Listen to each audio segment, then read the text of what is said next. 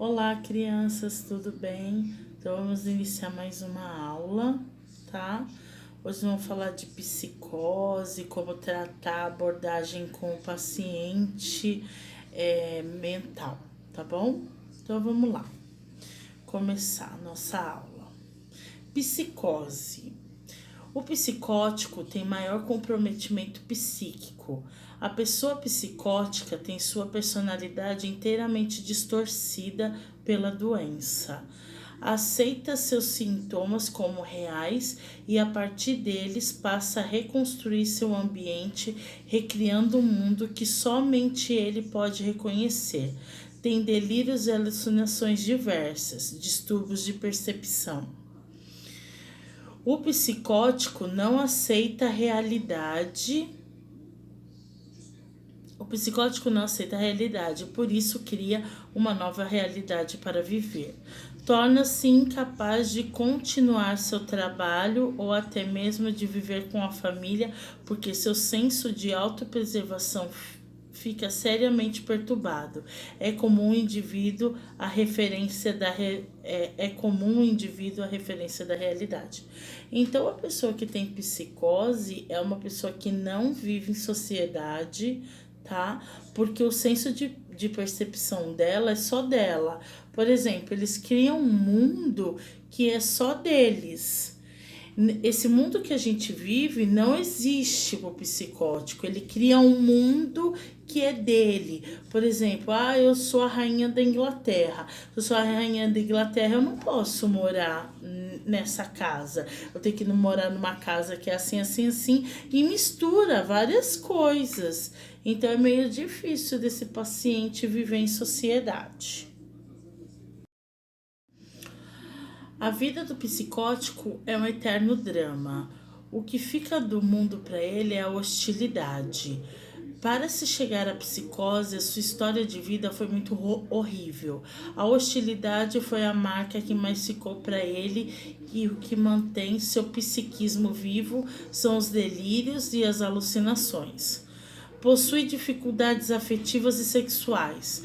Acha que não precisa das outras pessoas porque ele delira e cria uma pessoa que seja ideal para ele. É muito instável de humor. São antissociais e possuem uma inteligência média para superior, porque ele tem um jogo psíquico que não se encontra nas outras estruturas. Querem ter certeza de que tudo querem ter certeza de tudo e serem os donos da verdade. Quando essa certeza é atingida, o psicótico se defende com autoritarismo e agressividade. Usa de palavras que, por serem francas demais, podem magoar alguém, e isso pode ocorrer porque ele não tem noção de limites, não tem noção do outro. Então, quer dizer, ele não tem respeito por ninguém, tá? Ele é dono da verdade, ele é dono de si. E o psicótico, o mundo dele, que é o real, é o que vale, tá bom? Os pacientes psicóticos são os mais difíceis de tratar, pois têm um ressentimento em relação à pessoa que cuida dele, devido à autoridade que essa pessoa representa. São persuasivos e manipuladores, porém podem ser amáveis e racionais. A melhor atitude a adotar é manter uma firmeza amistosa. Quer dizer, fazer o que ele quer, né? Se você faz o que ele quer, agrada a ele, você tem tudo com ele. Se você impõe limites, aí você não tem nada com esse paciente. Então, pessoal, o psicótico, ele é manipulador, né? Ele quer fazer o que ele quer. Ele é o dono da razão, tá? E você não pode discordar dele. Já a paranoia é diferente, tá? Falamos da pessoa psicótica, agora vamos falar dos pacientes paranoicos. Paranoia. A pessoa com personalidade paranoide é desconfiada de todos e o delírio mais constante é o delírio de perseguição. Ela é sensível e também lhe falta senso de humor. Tem uma ideia superior de suas próprias habilidades, sendo difícil trabalhar com ela, pois é rígida e inaptável. Tem poucos amigos. Gente, se vocês forem ver, esses sintomas, esse paranoide ou psicose, ela está ela tá incluída na esquizofrenia, tá? Então, lembra que a gente viu esquizofrenia catatônica, paranoide, nefrênica, né? Então, se vocês forem ver, tem alguns sintomas aí incluso.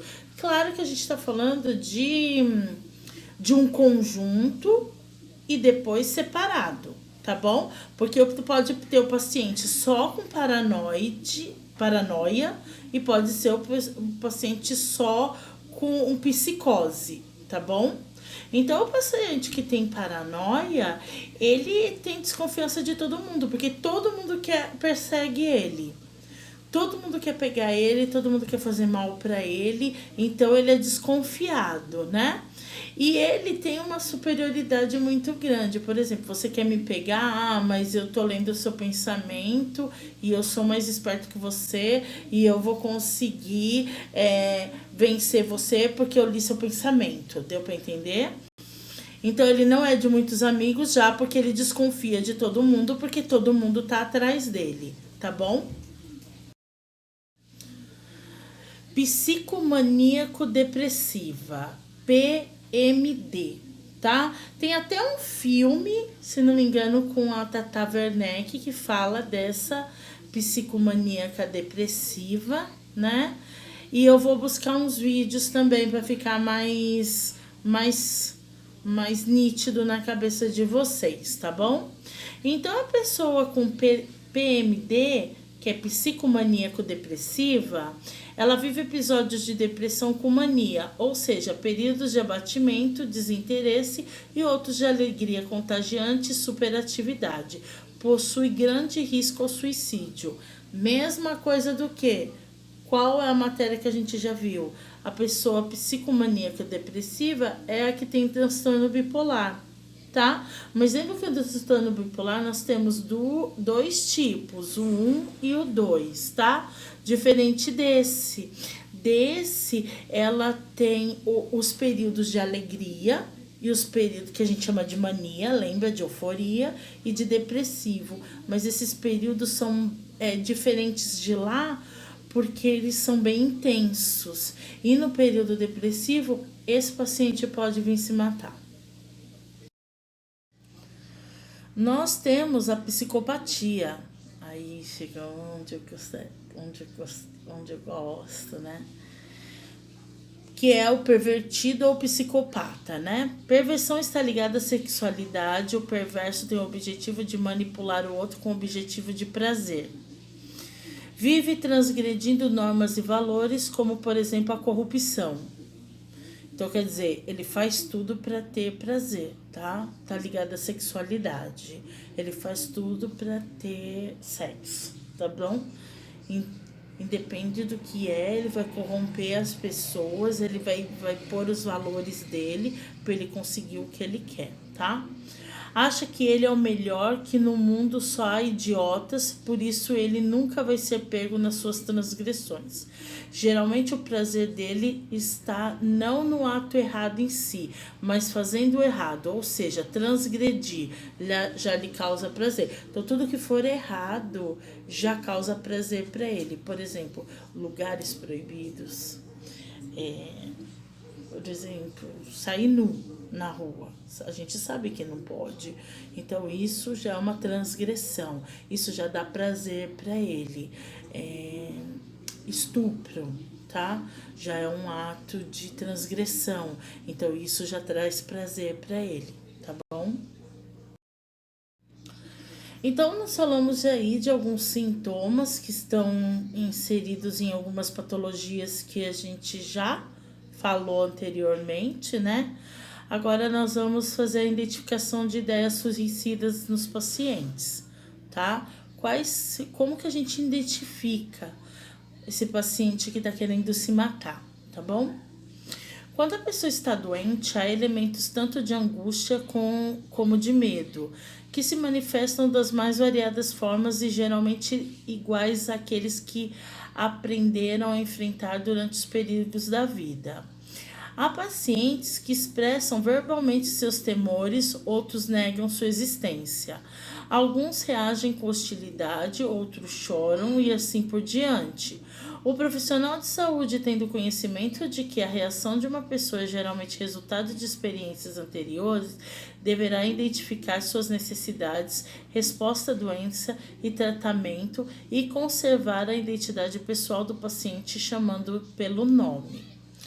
Uma coisa muito horrível que tem dentro da área da saúde é não chamar o paciente pelo nome, sim pelo leito ou pela doença, né?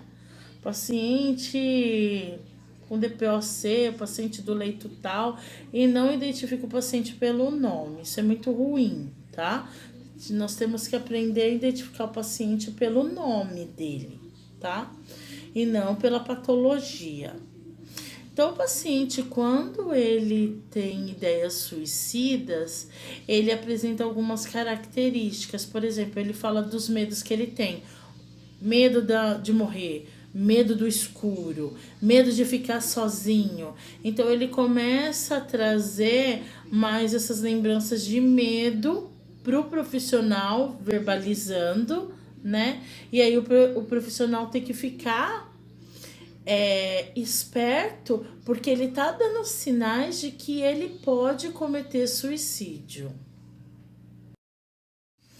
A identificação e aceitação de seus hábitos e atitudes e esforço para ajudá-lo a adaptar-se a situações que colocam em perigo sua saúde contribuirão para que conserve sua identidade, mostrando-lhe dessa forma que o respeita como pessoa, fator essencial para que a segurança e a confiança dele sejam reforçadas. Então, quer dizer, respeitar o que ele está dizendo, que ele tem medo do escuro, ou tem medo de ficar sozinho, qualquer coisa que ele conte da vida dele, atender, assim, atentar, se prestar atenção, dar atenção para esse paciente e respeitar ele contra esses temores, porque esses temores que pode reforçar o suicídio nesse paciente, tá?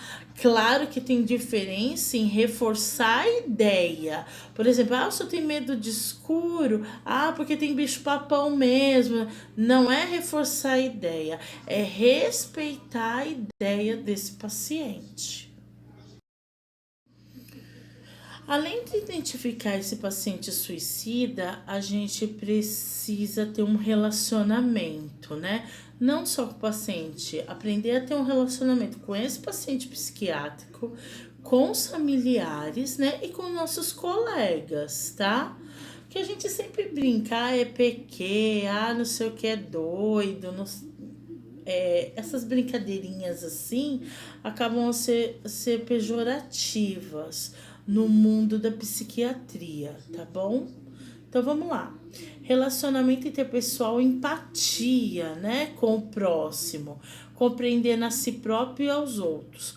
Cultivar a habilidade de compreender as pessoas é uma das tarefas mais difíceis que um homem jamais poderia se propuser. Mesmo fazendo maior esforço, somente é possível compreender em parte as necessidades sentidas pelo homem e menos ainda os sentimentos da vida interior. Isso porque a habilidade de compreender abrange mais do que ser capaz de perceber, entender, identificar e interpretar as comunicações ou expressões captadas pelos sentidos. Então, gente, além de eu prestar atenção no que ele tá falando, tem que prestar atenção no gesto dele, porque às vezes, lembra que eu falei numa aula dos desenhos das crianças? Então, às vezes a pessoa, a imagem, a resposta corporal desse paciente tá dizendo muito para você sobre ele, porque ele tá muito calado, ou porque ele tá muito falante, ou porque ele tá muito agitado, né? Então, a gente precisa aprender a interpretar algumas ações de alguns pacientes, respeitar o que eu disse anteriormente, né? E aprender mais sobre a gente. Qual é o limite da gente aprender a respeitar esse paciente, a não ter medo, porque a gente tem muito medo, né, desse paciente psiquiátrico, tá bom? Especificamente no contexto de relacionamento interpessoal, compreender é análogo à empatia, termo esse que significa a capacidade de identificação com a disposição e estrutura psicológica de outra pessoa, procurar sentir como se estivesse na situação da outra pessoa, tentar entender as razões e significado da comunicação verbal e não verbal, mais do que a maneira como essa transparece, compartilhar mutuamente desejos e ideias, mesmo que não se concorde com o comportamento exibido. O real significado de empatia está em compreender os outros, apesar de não se concordar muitas vezes com o comportamento desses. Então, quer dizer, não julgar, né? Não julgar. Porque lembra, não sei se eu comentei em todas as turmas, um professor meu, que ele trabalhou na psiquiatria, ele falava que dependendo do medicamento, o paciente fica com a libido muito elevada, né? Então, gozação, tiração de sarro, ou falar que esse paciente está com frescura, isso não é empatia, tá? Então, eu saber aquilo que eu falei aqui, que ele falou, comunicação interpretada, o significado de comunicação verbal e não verbal, aquilo que eu falei, o gesto do paciente está dizendo muito para você sobre ele. Ele tá conversando com você no gesto dele. E eu tenho que saber interpretar. Eu tenho que saber me pôr do outro lado, do lado do paciente, ou até mesmo da família do paciente. Tá bom? No caso de esquizofrenia, ou até mesmo essa aula anterior de distúrbio alimentar, tá? Coloca-se no lugar dessas pessoas que têm esses distúrbios alimentares. Será que eu devo julgá-las? Será? Então aí entra a empatia. Empatia com o paciente e me conhecer para eu aprender a respeitar esse paciente. Procurar ser compreensível e sentir como a outra pessoa estaria sentindo não significa que se deva ser sempre permissivo e tolerante frente a certos comportamentos agressivos e destrutivos. Após analisar tais situações, é preciso estabelecer limites ou restrições para garantir a segurança do paciente ou das pessoas adjacentes. Compreender implica simultaneamente ser capaz de estabelecer limites quando necessário. O ato de impor limites poderá gerar ira momentânea no paciente, mas com o tempo o fato será percebido como uma atitude de ajuda. Dependendo do paciente, se é aquele paciente que está hospitalizado, gente, precisa colocar regras, né? Por exemplo, você conversa com ele, você dá atenção para ele, ele já acha que você vai deixar ele fazer tudo.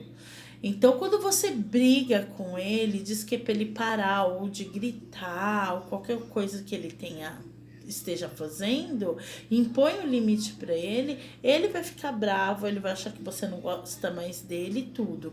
Mas precisa impor limite e ele, depois de um tempo, ele vai interpretar que esse limite posto por você é para ajudá-lo, tá? Por isso que não se pode, uma professora minha de psiquiatria, ela já dizia, nós não podemos dar muita conversa para o paciente psiquiátrico, porque ele acha que você está sendo permissivo, você libera tudo que ele quiser fazer, tá bom? Neste pensamento está intrínseco que o cultivo da habilidade de compreender não é obra do acaso, é a combinação ativa de qualidades e habilidades pessoais de ajustamento emocional, de amor ao próximo, de possuir senso equilibrado de autoestima e autocrítica e de avaliar inteligentemente a necessidade das outras pessoas. Então, lembra que eu havia dito o negócio de autoavaliação?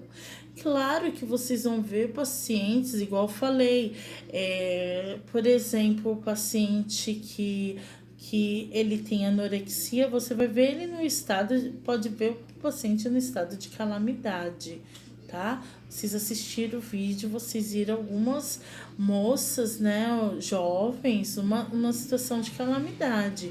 Eles não precisam da pena da gente, eles precisam do respeito e do cuidar da gente. Por isso que a gente precisa fazer uma autoavaliação. Será que eu estou preparada mesmo para trabalhar com esse paciente? Será que eu tenho equilíbrio emocional para trabalhar com esse tipo de paciente? É a mesma coisa os pacientes oncológicos.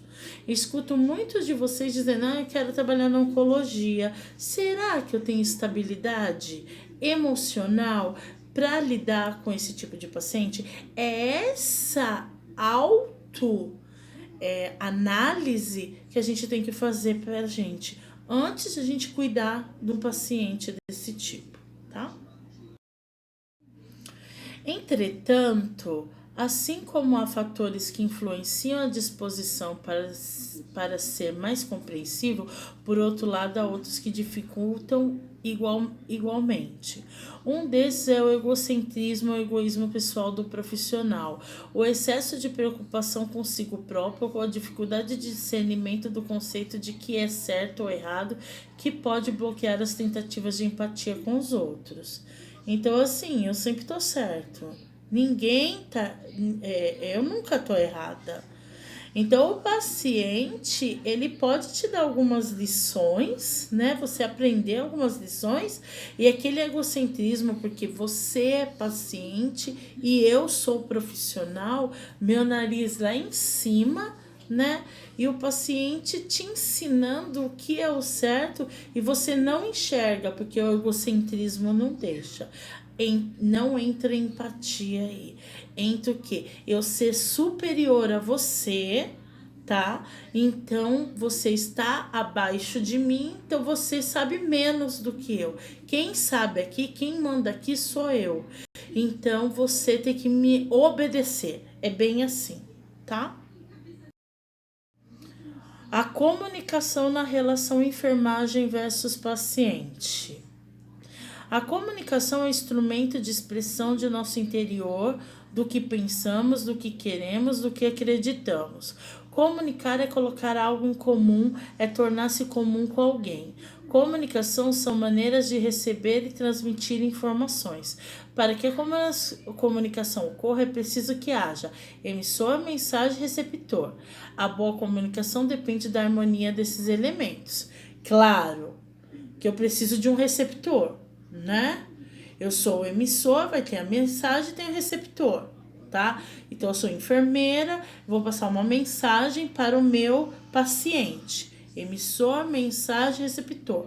Só que uma boa comunicação só é feita se o emissor passar com respeito e com qualidade, ao modo que o receptor entenda o que eu tô falando. Porque adianta eu ficar falando pro paciente em termos técnicos, ele vai para casa, precisa tomar uma medicação X, ele já tem um problema mental, né?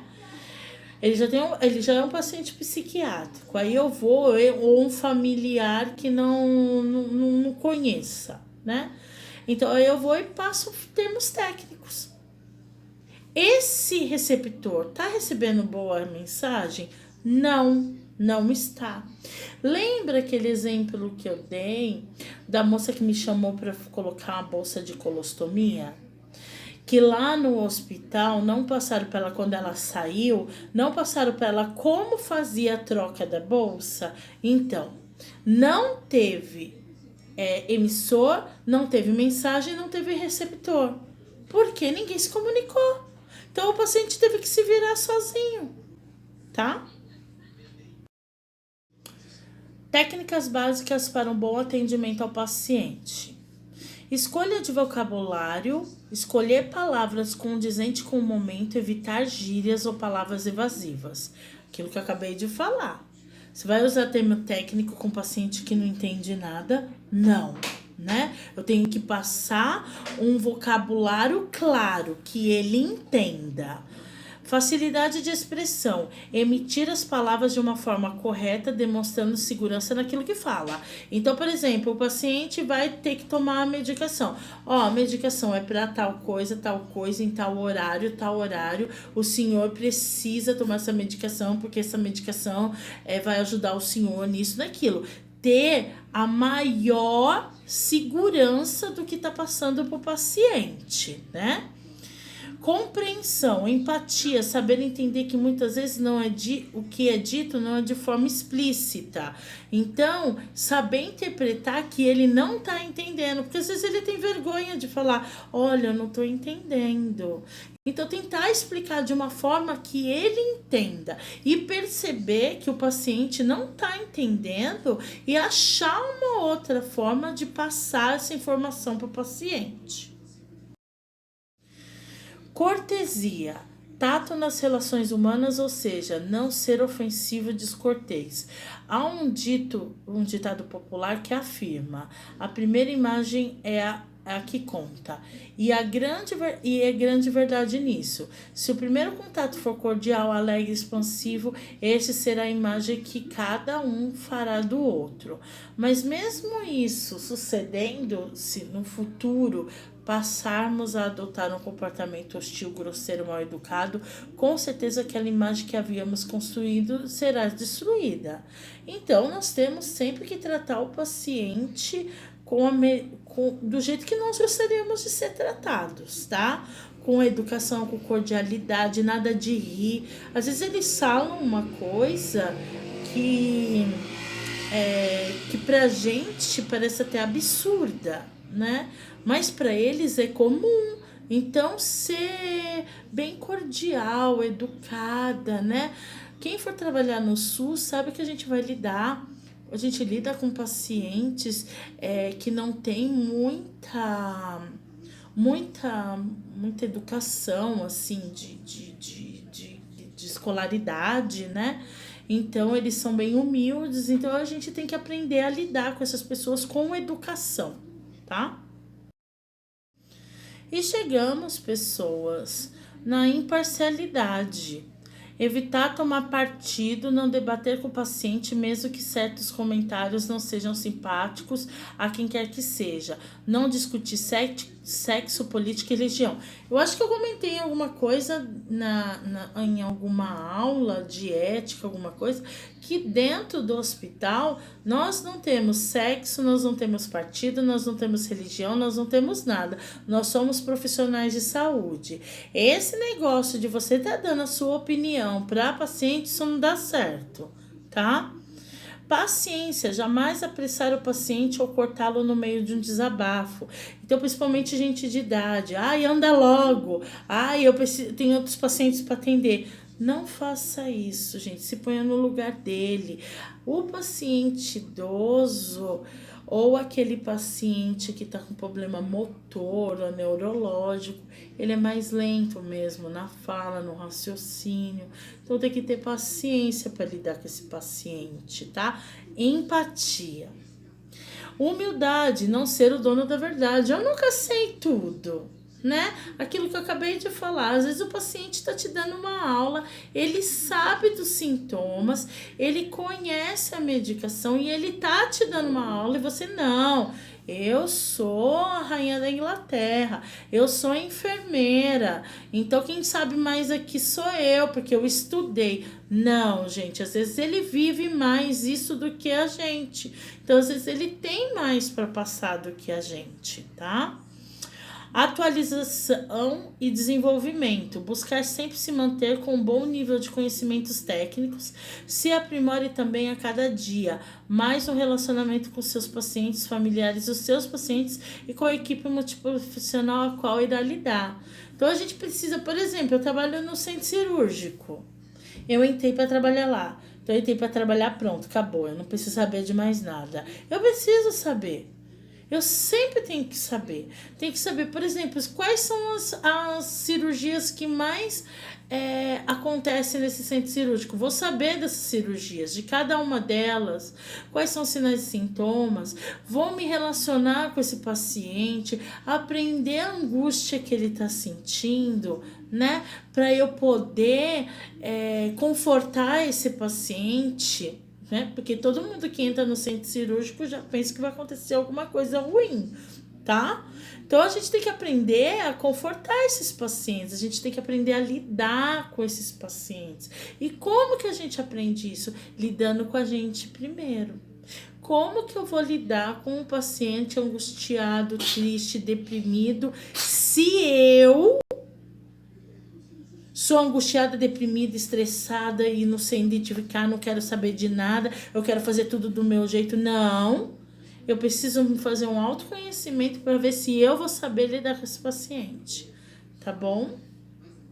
Beijo.